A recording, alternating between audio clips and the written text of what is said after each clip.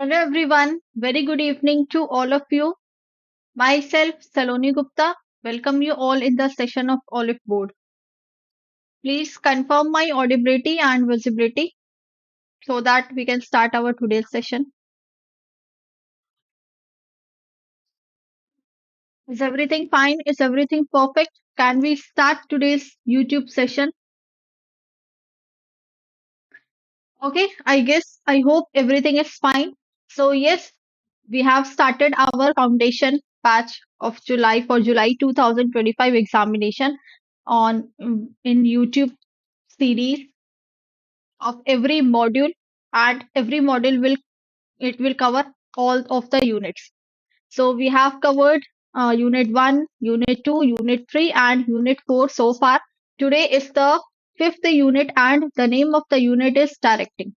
It is the functions of management. Directing is one of the functions of management. So today we will going to complete directing. Okay, all the important concept over here. And which paper we are covering? We are covering ABFM paper. Sure. Let's start with the concept of directing. See, we have covered planning. Okay, we have covered organizing. Yesterday, we covered staffing. Now, next is what directing. Directing means what? When a person is, where those employees who are working in your organization, somewhat what happens, they will not perform their work. Okay, their morale will go down. So it is the duty of the owner, it is the duty of the managers to direct him, okay, to guide him, to support him, to instruct him in the way the he is performing. So the technique of instructing and guiding the people at work is known as what? It is known as directing.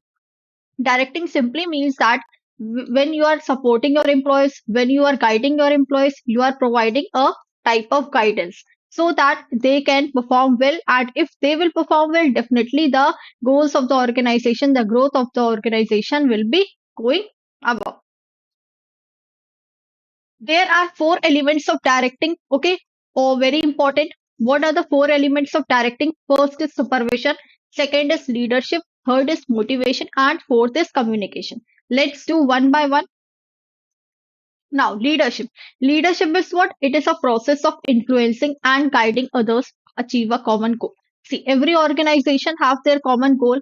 Every organization have their targets. To achieve these targets, we need human resource, we need human capital.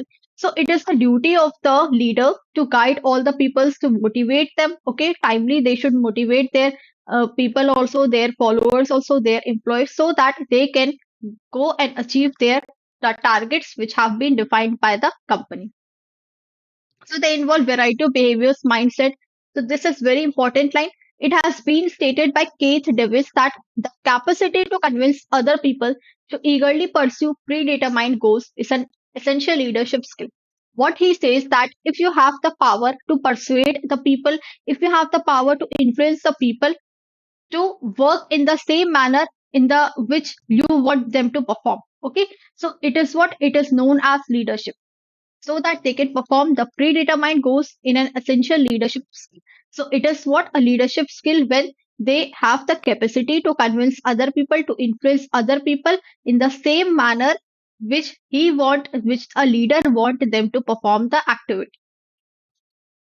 So a leader should have different qualities to perform. First is vision, that a clear vision should be there. Okay, what you want from the organization, what is your future target. So in future, what you want that your organization should stood at whichever point. So that point is known as a vision.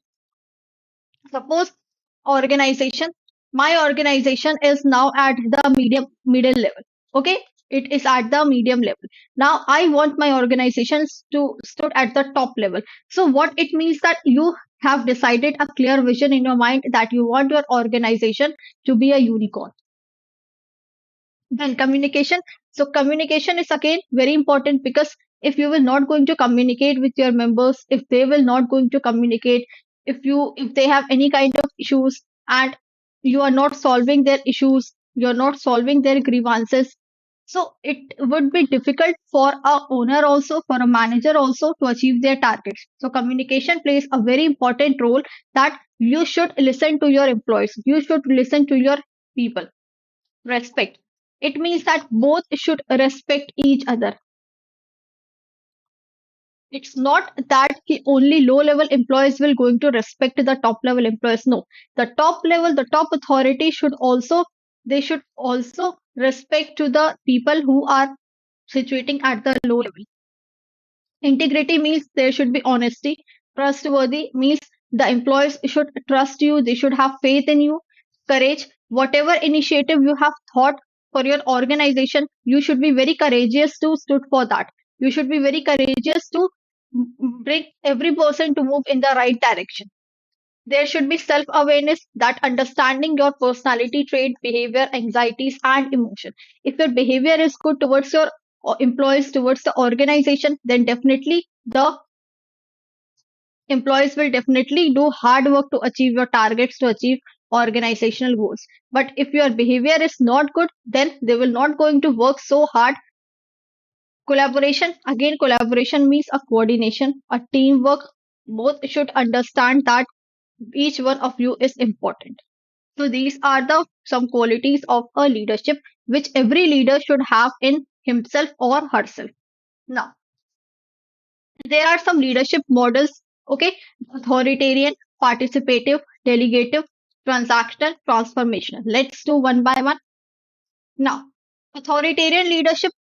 Authoritarian leadership means what? One who gives authority. One who gives authority to his or her employees. It means the authority. And the other name of authoritarian is what? Autocratic leadership. It is a management style where a leader has an absolute authority. Okay, very important, and control over their subordinate. So, what the leader will say, the same thing the subordinate has to follow, the same thing the employees has to follow. Okay, they cannot question ki, why you are asking me to perform this activity. I will not going to perform. It is not my expertise. No, whatever the leader will say, they have to perform the same activity. That is what it is said as authority. He has the centralized power. Authoritarian leadership has centralized power, means the decision making power. Only one person will take decision making power. Rules are very strict. Proper hierarchies has to be maintained. That is also known as scalar chain. Okay, suppose A, B, C, D. If the authoritarian leadership will say that A will only report to B. If A wants to report D, he cannot go directly to D. He has to go to B. B will go to C. Then C will finally go to the D. So in such a way, A grievances or A's issues can go to D. He or she cannot directly reach to D. Minimal participation, that there should be very less participation of employees. They will not going to participate in the decision making criteria. Only the leader will participate. Unquestioning obedience means followers or the employees who are working in the organization, they are only expected to follow orders. They cannot question them. They cannot follow orders without debate. Okay, whatever the leader has said, they has to follow that. This is authoritarian leadership style. Now, participative leadership is a type of leadership where both employees and managers participate in the activities. Both employees and managers, they participate together. And it is also known as democratic leadership. So there will be better decision if both will participate, both will have a collective ideas, then definitely they will going to reach to a particular target easily. Improved creativity, yes, when all the people will come together to involve in decision making process, then definitely they will give more ideas. There will be more brainstorming. So hence it will improve the creativity. It will develop new ideas for the organization. Again, there will be less conflict. Okay, see, if every people will come together, if they will work in a proper decision making aspect, then we need to take care of every people who are coming together, who are bringing their ideas. Okay, we should respect their ideas, we should respect their innovations. So there will be less conflict because everybody is coming and they are giving their ideas. So henceforth, the satisfaction level also increases. And collaborative environment, that is participative leadership can create a collaborative and inclusive means everything which is included in the internal organization. So collaborative environment means where every manager, every leader, every employee will come together and they participate on a proper one direction goal, that is whatever their target has been set. Okay, they will participate in their decision making process. So this is participative and it is also known as democratic leadership. Very important. Now, delegative means what? It the one another major famous name of delegative is what? Laissez-faire leadership. It means what? See, the owner or the manager, he is saying that let them give the freedom. Whom employees? Let employees give them the freedom. Let I will also see how they are performing in the organization. Okay, I'm not going to bind them for any activity, for any principle, for any approach, for any rules and regulation. I am giving them the freedom to participate in all matters, to take all of your responsibilities. Okay, whatever you think is good for the organization, go ahead and take those initiatives. It means that they are delegating, it focuses on delegating initiative to their team members. That is, let them do in their own manner. I may also see how they are working in the organization. So this is generally known as one of the least intrusive forms of leadership. Means here leader is will not going to participate in any activity. He will not going to come and create any kind of conflict. He is making all the employees free to perform their own activity.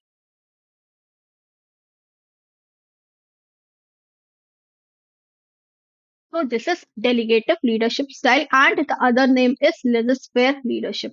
That is, let them do. Okay, now this is a type of transactional leadership. As you can see the image, okay, transactional leadership, it means what? Similarly, give and take policy. Transactional leadership says that if you are giving your good output, if you're giving your good input to the organization, okay, then definitely we will reward you. If you are not completing your task, not taking any kind of responsibilities, not finishing your work, it means I will punish you. It means if you have done good job, then the manager will reward you. If you have done the bad job, okay, not worthy, not worth enough, then the leader will punish you. This is simply give and take policy. If you will give me better result in the organization, I will reward you, I will praise you. If you will not going to give me the better result, okay, then I will punish you. So this is transactional leadership. Here this girl has done the good job, so the boss is rewarding him. Here this person has not done the good job, so the boss is scolding him, punishing him. Clear? Now, transformational leadership is what which will transform your way of seeing, way of looking things, way of perception. That is, your perception will be transformed. It is a style of leadership that inspires and motivates others to achieve a vision. Your perception will change. That is a type of transformational leadership. They will change your entire perception, entire perspective of looking things. They will do a transform. And this in such type of leadership, the leader encourages and empowers the followers to work towards what? Achieving the goal. So there are again various theories of motivation. Some theories we have completed in our basics of management, and some are rest of the theories let's complete over here. So ERG theory is what? It is just a one level. Okay, it just follows the which level theory, as you can see over the image, that is Maslow's hierarchy level of need theory. Okay, so this is based on Abraham Maslow's hierarchy of need theory, where in Abraham Maslow's he have given the needs in 5 stages, and in this ERG theory, Clayton Elderfer has given the needs in totality of 3 phases: existence, growth, existence, relatedness, and growth. So this is first, this is second, and this is third. Everything is same. In physiological, we fulfill our basic level needs. Then safety comes, security level needs, love and belongings, family level needs, self-esteem. It includes the respect and recognition, and self-actualization. It means a position where few people are there. Okay. So it includes E stands for existence, R stands for relatedness, and G stands for growth. This theory is based on Maslow's hierarchy level of need theory, and all the things are same except this has been given in three names: E, R, G. E, R, G. Now, Porter and Lawler's theory of motivation. So this theory of motivation given by two people. First is Porter. A full name of Porter is Lyman W. Porter and E. Lawler in 1960. Okay, so they in this theory they told that the performance which a person do in their organization and the level of satisfaction they get, we calculate the relation of these two elements. So it emphasizes the relationship between performance and satisfaction. The more performance you will give to the organization, you will be satisfied more. That is the input, the contribution which employees give to the organization in the form of effort, in the form of skills, experience, education. And what performance they will go do? They will perform their activity, they will execute their task. After executing, after performing, what comes? The result comes. Okay, and that result will be denoted as what? Outcomes. If the result comes in a positive manner, then definitely they will be satisfied. If it comes in negative manner, then they will be dissatisfied. So the input you are giving to the organization, the performance you are completing over there, you are performing your task. After performance, whatever outcome comes, whatever result comes, if the result is good, okay, then you will be feel more satisfied. Next is equity theory. E stands for equity and right E stands for equality. That means equality means what? We should not create differences between the or between members who are working in the organization. That there should be right balance between the person who are working. Suppose the person is giving 100% and in return you are paying the salary just 75%. No, it should not be that. Okay, if he is giving 100%, you should also give him the 100%. Means there should be right balance between the work done and the salary get. Now, Bloom's expectancy theory. This theory of motivation explains that how people are motivated to perform work. So it includes three elements, that is expectancy, instrumentality, and balance. E into I into V. Expectancy means what? You are expecting something. What you are expecting that if I will put effort in the organization, so definitely it will lead to a good performance. That is what? That is your expectancy. You are expecting if I will give the effort, suppose 100%. Now, this effort, 100% giving effort in the organization will lead to the 100% performance in the organization or not. This is what expectancy.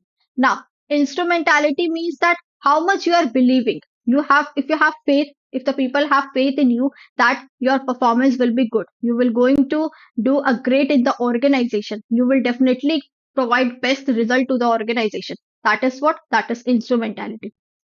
And balance means how desirable the outcome is, how much healthy the outcome is. That is balance. Balance means a value. Yeah, so they talk about the three elements: expectancy, instrumentality, and balance. Now, next is what? Communication. Communication is also one of the important element of directing.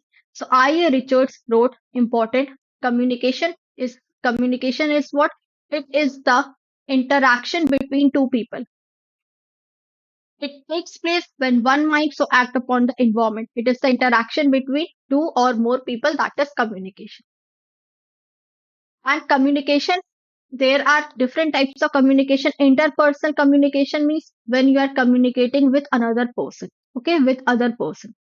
Intrapersonal communication means what? when you are communicating with yourself, like with oneself. Like if you are thinking something, if you are speaking something to your own, so that is what that comes under intrapersonal communication. And there is one more linear model of communication. Linear model of communication is what? It is a one-way communication.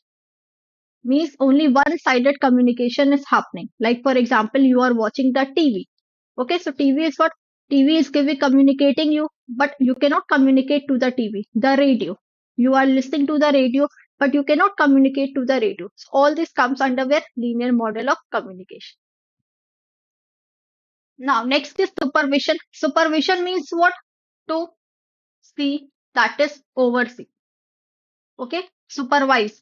Supervision is the Latin word. Super means from the above, vision means to see. It means to see from the above, that is oversee. If you have to see that employee are performing well or not, their performance, okay, their attitude towards the organization, their behavior towards employee. If you are supervising this all these things, it means you are keeping a control on your employee. You are keeping an eye on your employee that whether their performance is good or not. So it is one of the elements of direction besides motivation, leadership, and communication. Again, it is performed at all levels of management, means guiding the employees so that they can achieve their targets. According to Whittier, supervision is direct and immediate guidance and control. It is what? It is the guidance and control of subordinates' performance. And George R. Terry and Stephen G. Franklin define this is important that supervision is again guiding and directing efforts of employees and their resources so that they can achieve their output, they can achieve their goals of the organization.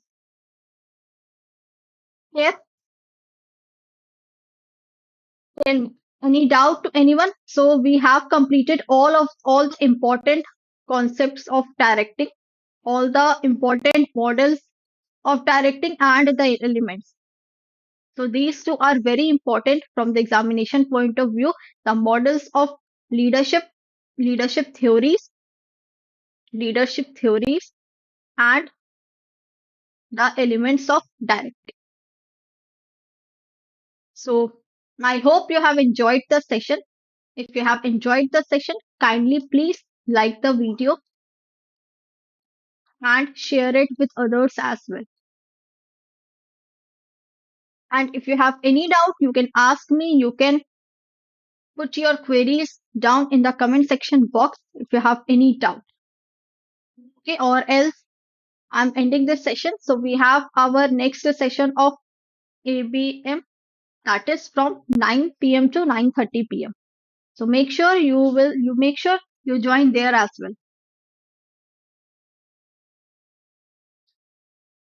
Okay, so I'm ending this session. So I hope you have enjoyed the session. So let's meet tomorrow for ABFM, and for ABM, let's come join for ABM session on the YouTube channel itself. So till then, take care everyone. Goodbye. Keep studying, keep watching.